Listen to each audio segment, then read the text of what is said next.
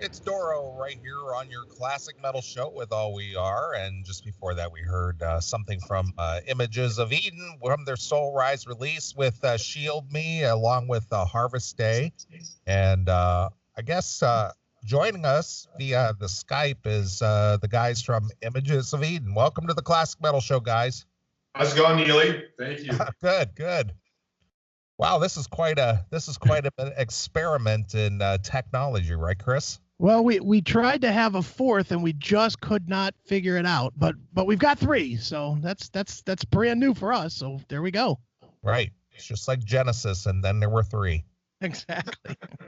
Hopefully these guys do better than I Can't Dance, though. There you go. Well, take it away, Chris. Well, guys, obviously you guys, the name of the band is Images of Eden, and I've known Byron, God, I don't know, 150 years at this point, but since he's the new guy, instead of starting there, why don't we start kind of at the beginning? And Gordon, I'll throw this to you. Images of Eden, for people that are not aware, is not a brand new band, not by a long shot. You've had this band going for like 20 years. So maybe a good place to start is maybe give us a little history of the beginnings of the band and take us up to where we are today, Gordon. And we don't hear Gordon. What the? Sorry, I was talking and I had my mute on because I was making noise over here. It's all good, Thanks, man. for having us first and foremost. We really appreciate it. Yeah, no problem, man. Actually, there's a long story, but I'm going to try to condense it as much as I can. I've been kind of in and out of bands over the years, and kind of run into the same issues we all run into. People that either are not serious about it, alcohol, drug issues, egos, things like that.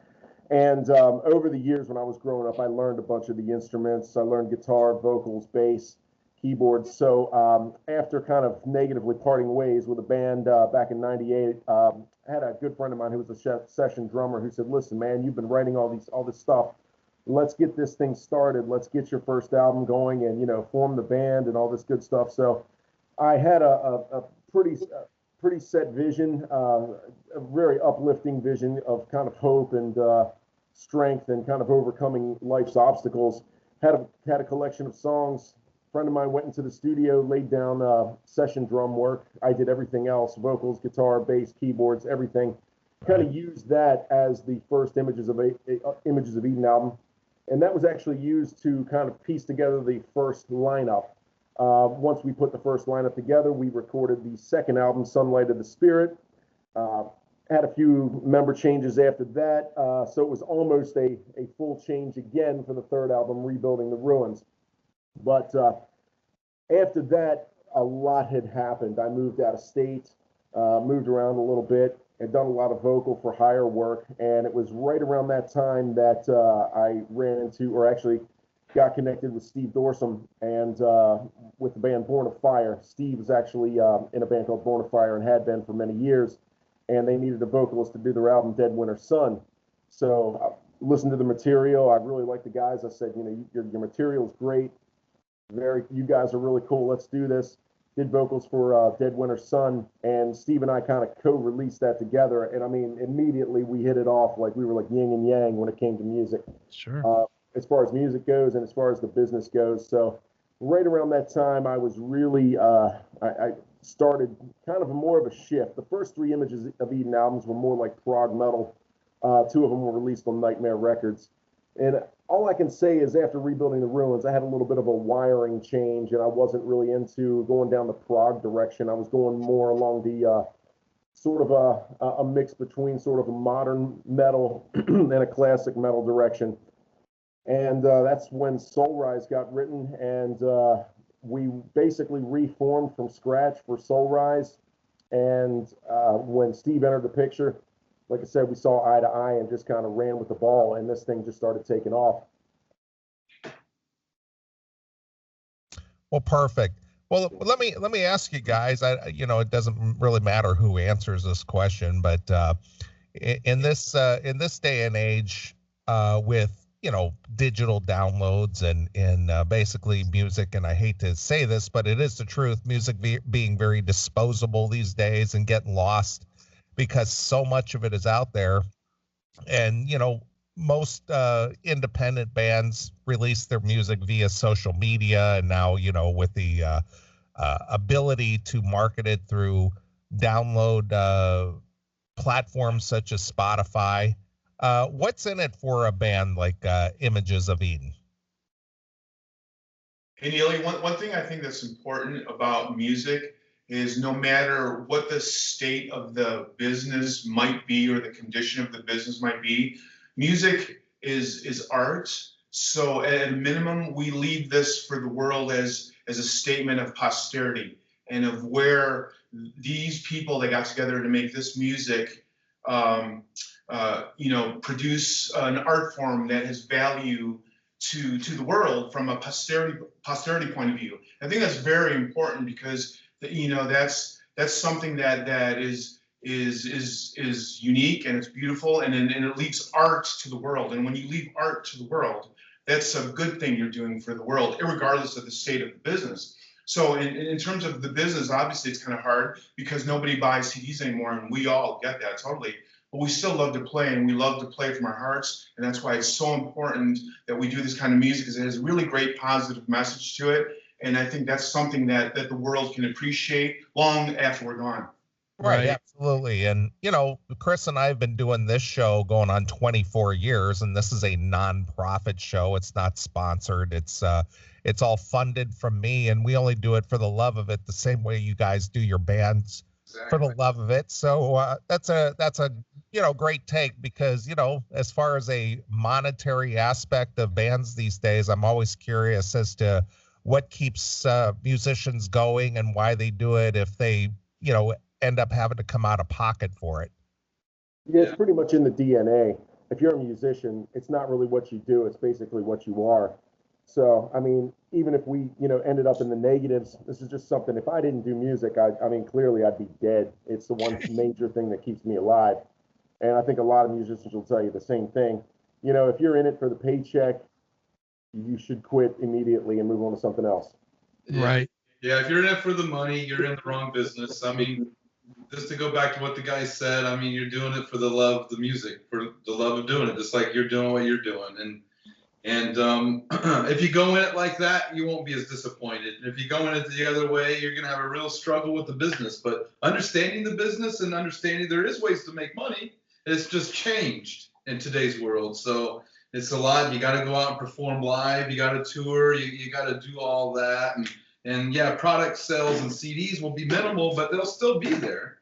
And, but you got to push it. You got to work extra hard now these days, extra hard. And it costs the band money. I mean, it makes money. It takes money to make money, right? That's what they say. And that's so true in today's world because we can put out a product, but, we want to put out a product and we want to bluster it and do a lot with it. And that takes a lot of money on our side to bring it to that platform. And if you don't do that, it's not going to get a fair shake. So, it's all how you want to do it and how far you want to push it and what you're willing to do.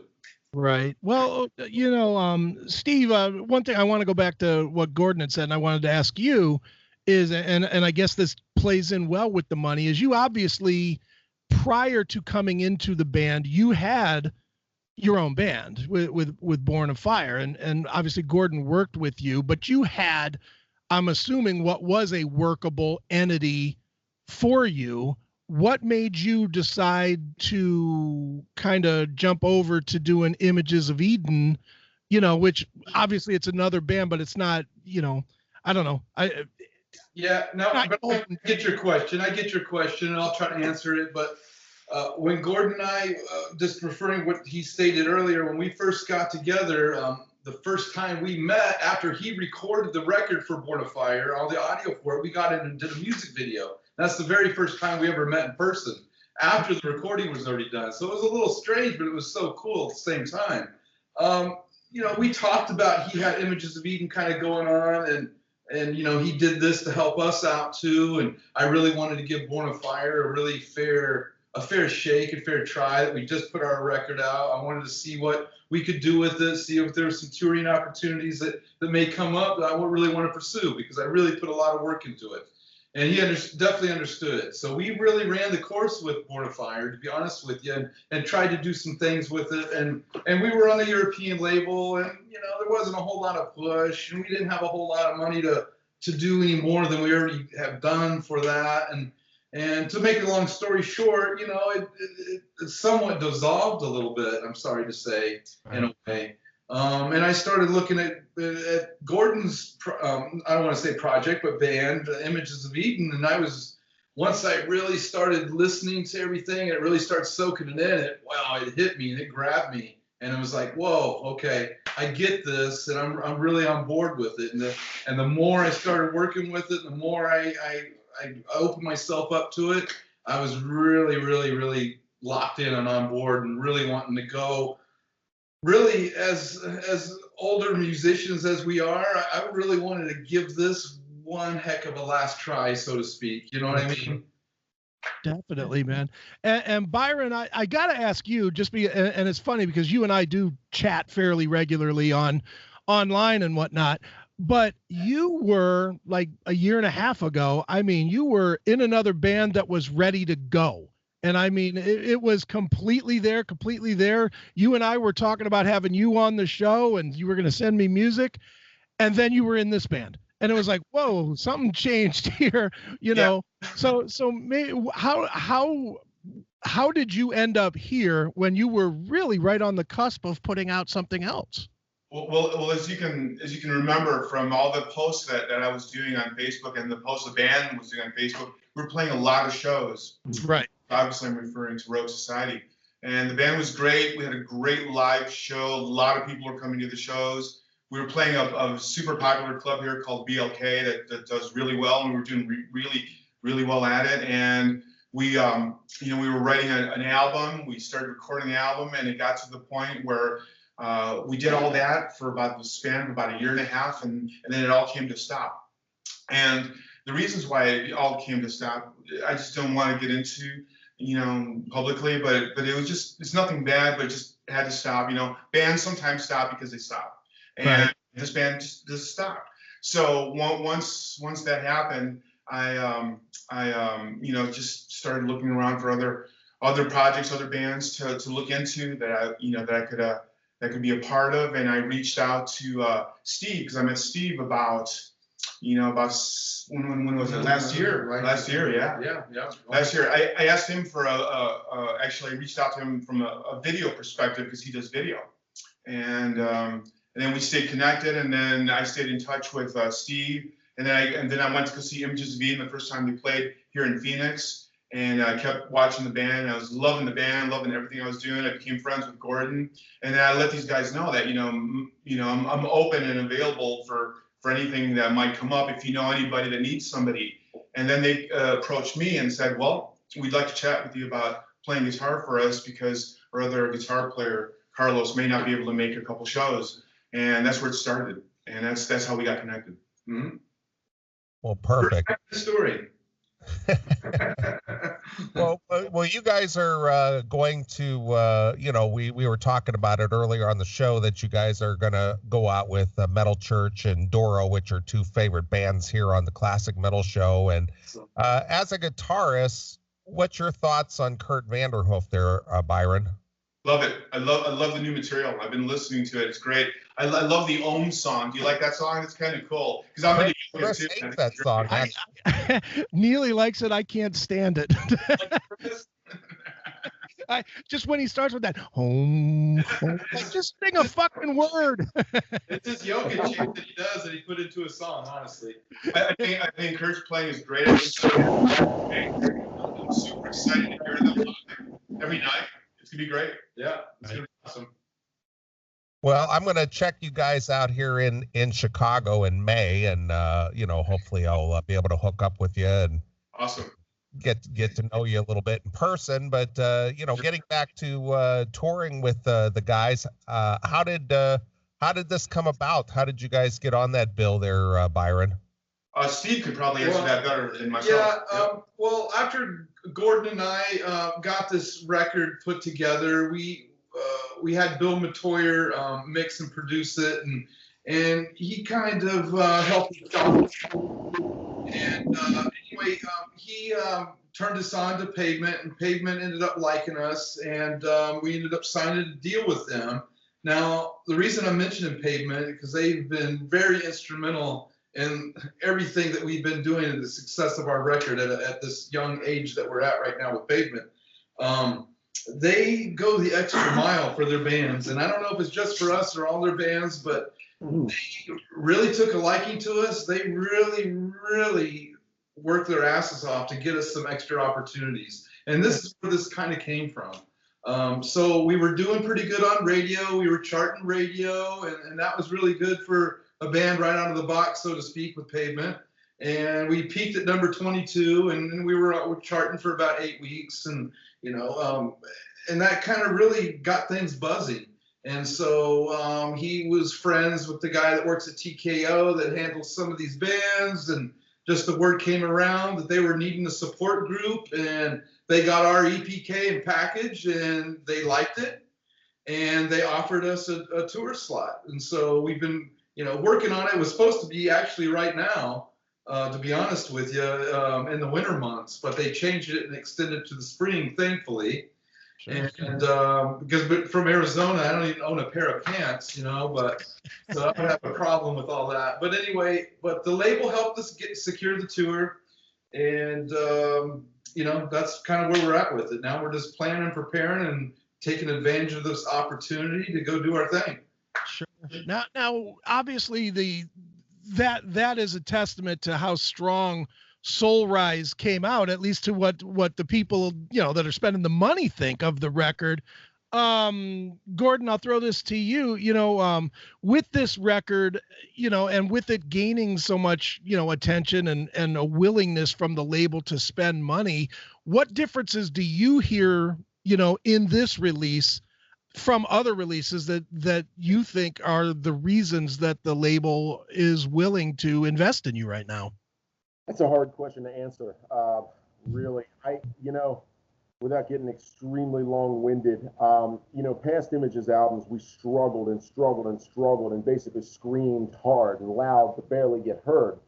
And once we kind of reformed, and I sort of, I guess, we've all wanted the rock star dream for many years and growing up and whatnot. And that's kind of, what we've been struggling for so many years. Everybody wants it. They want to live the dream. But right after rebuilding the ruins, a lot happened personally to me. I went through a lot of kind of changes and transformations, and it was a big kind of turning point in life. And at that point in time, the songwriting changed, and it was actually my faith in the man above had really increased big time. And I realized, I'm kind of doing this a little bit for the wrong reasons. And without getting too heavily into it, kind of, he really did some, I guess, lack of a better word, kind of reached out and kind of grabbed me and reassured me that the direction I was going in life was okay, because I was going through a little bit of a dark time. Sure. So more or less, I just kind of released this all and said, you know what, I'm doing this for the wrong reason.